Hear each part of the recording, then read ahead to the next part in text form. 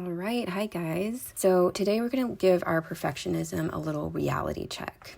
And everyone kind of needs this cleansing refresher every once in a while. So think of it like going to the dentist, but we're like deep cleaning all those perfectionist tendencies. The goal is to feel a lot more free when we're creating, so we have to stop judging ourselves. And the first thing we have to do is recognize that it makes sense that we have these high standards for ourselves. Every art piece, everything we do, we want it to be the best of our ability. But in order to actually do that, we need to loosen up. We need to let go of that feeling, that need to control everything. And then our creative projects will unlock kind of this new level of beauty. They become kind of more perfect in a way because they become more valuable. They become more interesting because we're not micromanaging them. So what we need to do is kind of let our mind stop doing what it thinks is going to make it perfect so that we can go with the flow. That kind of like magic energy that pushes us to create and is like makes us passionate. We kind of need to open up to that and let it run through us. And that means no holding onto the vision that we have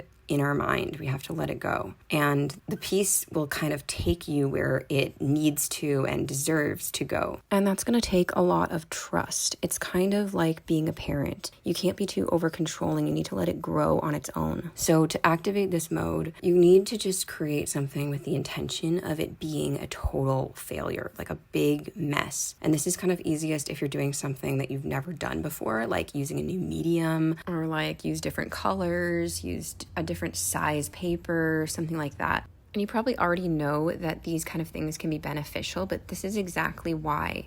It's because it gets you in that mode of kind of sucking at art again and having no control over the end product. It kind of forces us to get into this really playful mode that feels like we're like kids again. And the process in general just stops being about trying to achieve the end result, and it's more about the actual experience. So you'll be bolder, you'll try stuff that you have never tried before just because like it feels good, like scribbling over here, or like what happens if I use like this random, paint pen right here. It gets you straight into the like fuck around and find out energy. So you'll make weird lines, you'll do something that you think will suck on purpose. And this is how you find techniques and get skills that are like your own little secret, like they're just yours because you found them doing something that everyone and you thought would be ugly at the beginning, but it turned out to look really cool. And this really doesn't have to take a long time.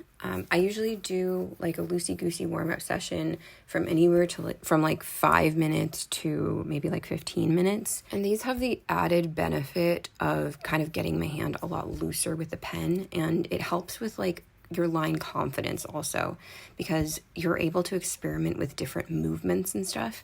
And by the time you're ready to jump into a more serious piece, you feel like kind of no matter what you do, you have more confidence that the result is going to be okay, or that you understand what's going to happen. And honestly, at least half the time, these warm-up pieces end up so cool. Like almost all of my ultimate favorite pieces started as a warm-up because I'm just kind of free flowing and it feels like a real representation of something that I can create with my own hand, that I'm not trying to overproduce or over control or overthink. It's just flowing straight out of me. And because of that, I just feel very close to these pieces. And it's an ongoing thing. I know I made a video a while ago called How I Cured My Perfectionism or something, but it's really never cured. You have to just keep coming back and cleaning the gunk off, because perfectionism will just keep crawling its way back in, and you just got to be in the habit of gently wiping it away regularly.